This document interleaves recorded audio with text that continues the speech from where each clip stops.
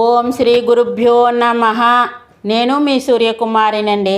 తెలుగుతన అమ్మతనం ఛానల్కు స్వాగతం. మాఘపురాణంలో అయిన 4వ అధ్యాయాన్ని ఈ వీడియోలో చెప్పటం అనేటువంటిది జరుగుతోంది.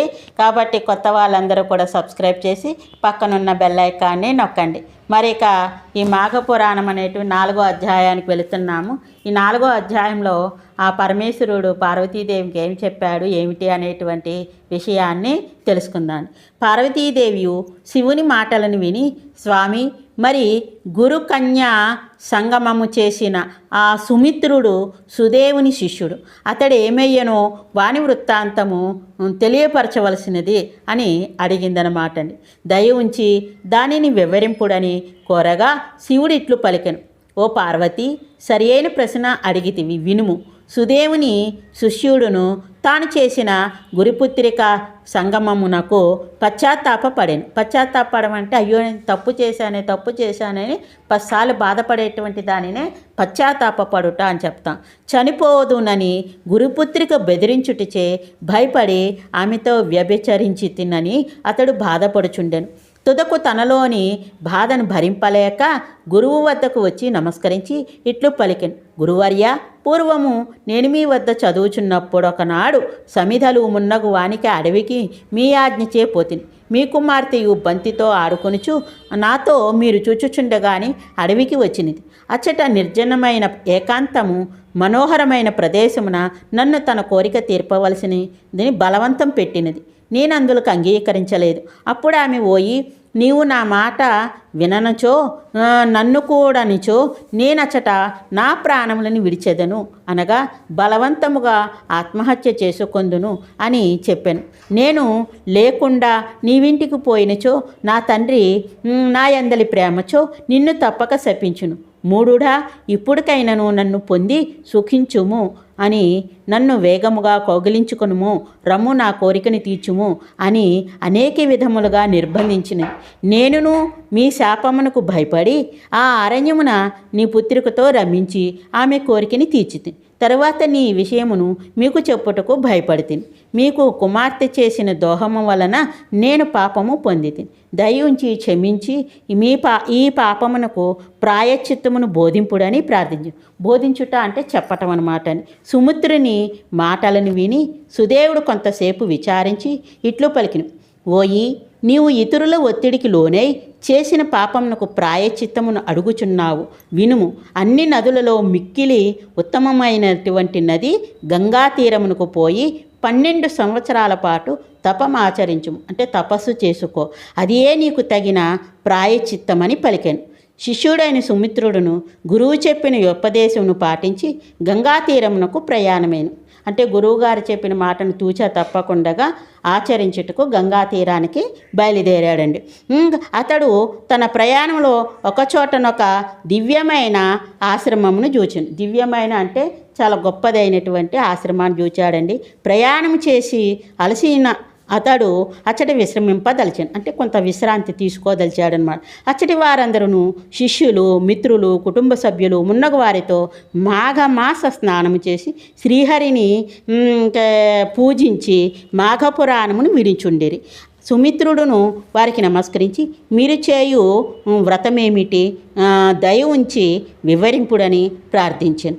ఈ వ్రతమునకు ఫలమేమి, దీనిని చేసినచో ఏ లోకమున కలుగును, మీరు పూజించున్నది ఏ దైవమును దయ ఉంచి చెప్పుడు. అంటే మీరు చేసేటువంటి పూజ ఏమిటి, ఏ దైవాన్ని పూజిస్తున్నారు, మరి వ్రతము యొక్క ఆ విశేషాంశాలు ఏమిటి అనేటువంటిది అడిగా. వీని ప్రార్థనను విని వారు తమలో ఒకడైన సత్యవ్రతుడను వానిని సుమిత్రుడు అడిగిన విషయము వివరింపమని నియమించారు. అంటే అందులో శిష్యులు ఉన్నారు, వాళ్ళు సత్యవ్రతుడు అనేటువంటి ఒక వ్యక్తిని పిలిచి ఈ విషయాన్ని అతనికి వివరించు అని చెప్పారు. సత్యవ్రతుడు సుమిత్రునితో ఇట్లు పలికెను.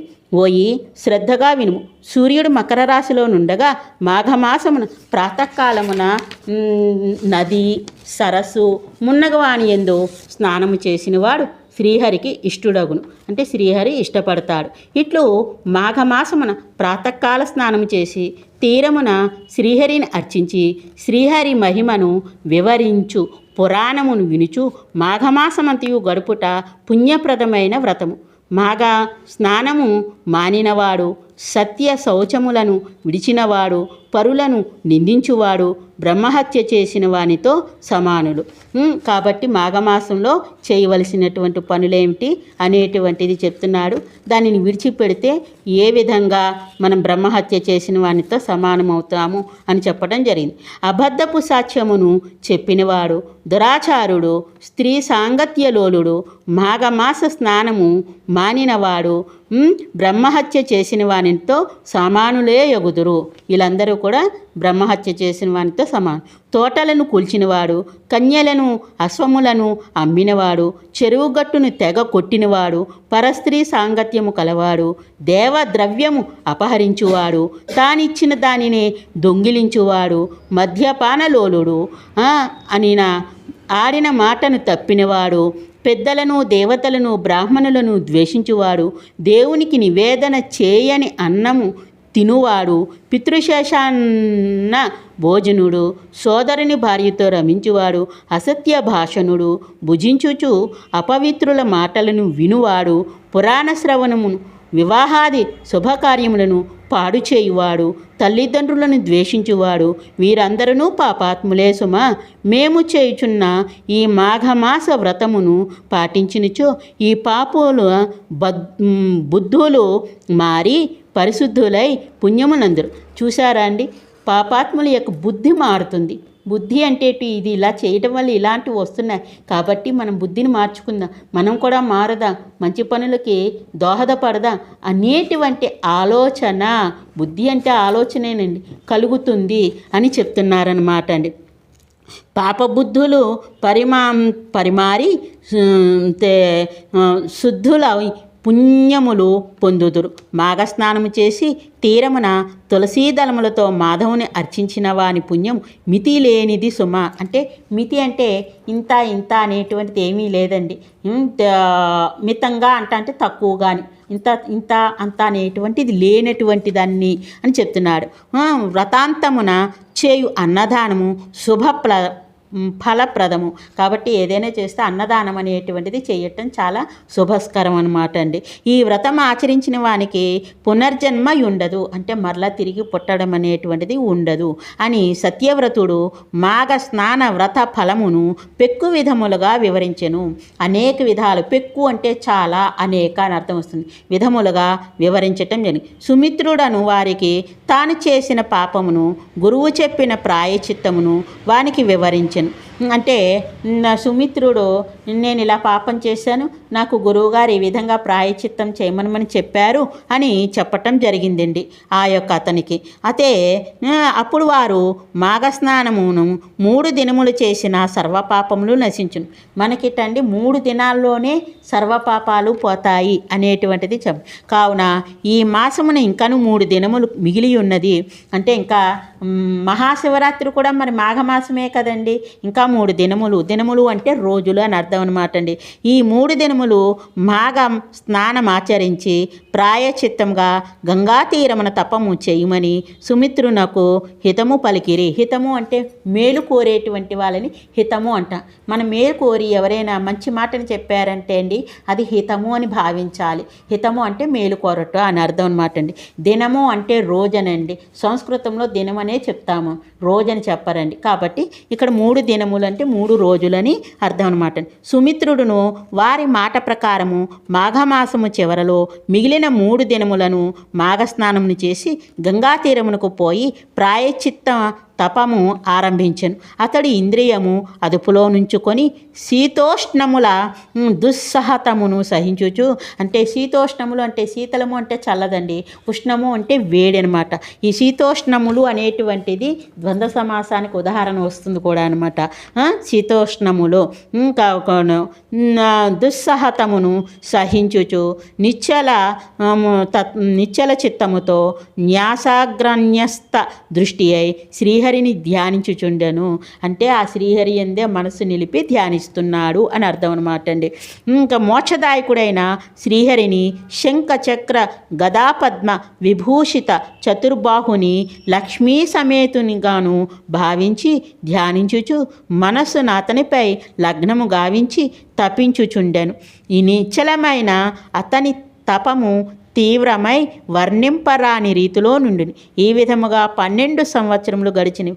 అయినను మానక అతడిట్లు తపమాచరించుచు చక్రపాణియగు శ్రీహరి కృపా విశేషము పొంది అనుగ్రహీతుడై మాఘస్నాన ప్రభావముచే గంగాతీర తపశ్చర్యచే కేవల ప్రాయచిత్తమునేగాక మోక్షమును కూడా పొందెను. పార్వతి, నీవడిగిన సుదేవ శిష్యుడగు సుమిత్రుని వృత్తాంతమును పూర్తిగా చెప్పి తిని సుమిత్రుని పాప వినాశనమును పుణ్యప్రాప్తిని వివరించి ఈ కథను మాఘ స్నానము చేసినవాడు శ్రీహరి పూజానంతరము ఒకసారి చదివినను వైకుంఠమునకు చేరును. వాని పితృదేవతలను తమ పాపములను పోగొట్టుకొని వైకుంఠమునందురు. చూడండి, మనం చదవటం వల్ల వినటం వల్ల మన యొక్క పితృదేవతలు కూడా అంటండి వైకుంఠానికి పంపబడతారట.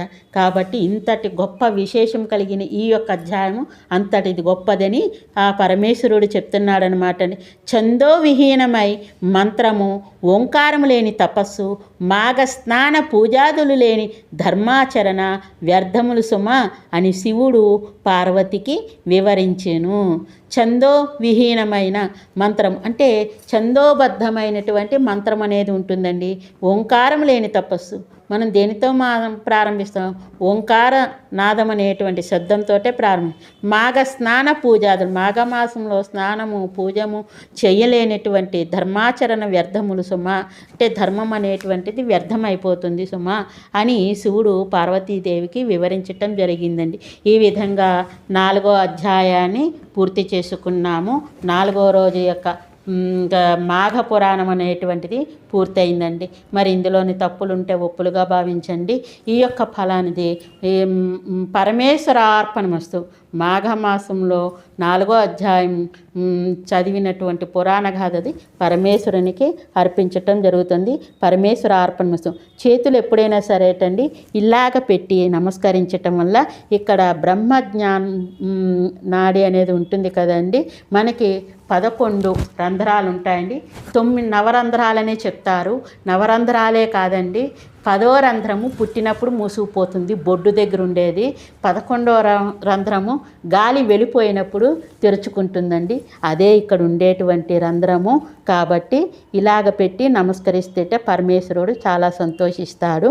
కాబట్టి ఆ పరమేశ్వరునికి వందనములు అర్పిస్తూ ఈ యొక్క మాఘపురాణం 4వ రోజు యొక్క మాఘపురాణాన్ని పరమేశ్వరునికి అర్పించటం. పరమేశ్వరార్పణమస్తు. పరమేశ్వరార్పణమస్తు. హరి ఓం. శ్రీ గురుదేవ దత్త. మీ సూర్యకుమారి. అందరూ లైక్ చేయండి, షేర్ చేయండి, మీకు తెలుసున్న వాళ్ళ చేత సబ్స్క్రైబ్ చేయించి ఈ పెద్దమ్మని ఎంకరేజ్ చేయండి. 5వ రోజు అధ్యాయం మాఘపురాణం 5వ రోజుది మరొక వీడియోలోకి వస్తాను మీ ముందుకి. ఇక ఉంటానండి. సర్వేజన సుఖినో భవంతు. ఓం శాంతి శాంతి శాంతి.